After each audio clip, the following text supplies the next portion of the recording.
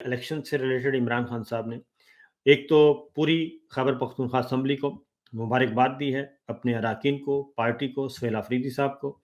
और गंडापुर साहब को, सबको, पूरी लीडरशिप को, कि ये बहुत अच्छे तरीके से हमने ये इलेक्शन जीत लिया। तमाम पार्टी मुत्तहिद रही और उस पे वो बहुत ज़्यादा खुश थे कि ये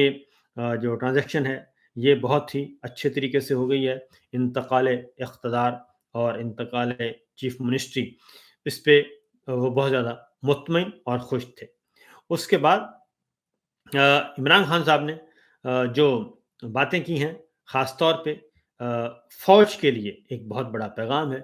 और फ़ौज के लिए पैगाम क्या दिया है, ज़रा सुनिए बैरिस्टर सैफ की ज़ुबानी। के हवाले से खास तौर पर उन्होंने ये जिक्र किया कि दहशतगर्दी किसी सूरत में काबिल कबूल नहीं है, लेकिन अगर दहशतगर्दी के खात्मे के लिए फौजी ऑपरेशन, मिलिट्री एक्शन की जरूरत पड़ती भी है तो वो बुनियादी तौर पर एक पॉलिटिकल स्ट्रेटेजी का हिस्सा होना चाहिए। यानी बुनियादी जो मैसेज है, जो प्लान है, जो मंसूबा है दहशतगर्दी के खात्मे का, वो सियासी होना चाहिए, जिसमें सियासी लोगों को इंगेज होना चाहिए, सियासी लोगों को लीड लेनी चाहिए और उन्हीं को फोर फ्रंट पर आकर इस मसले का हल निकालना चाहिए। जहां तक ताल्लुक है सियासतदानों का, उन्होंने खास तौर पर उनकी अपनी जात का उन्होंने कहा कि मैं पाकिस्तान की फौज के साथ बिल्कुल वफादार हूं, पाकिस्तान की फौज को पसंद करता हूं, ये पाकिस्तान की फौज है। बल्कि उन्होंने कहा कि मेरी तो फैमिली के बहुत सारे लोग पाकिस्तान की फौज में हैं, मेरी दुश्मनी फौज के साथ नहीं है। हाँ, अलबत्ता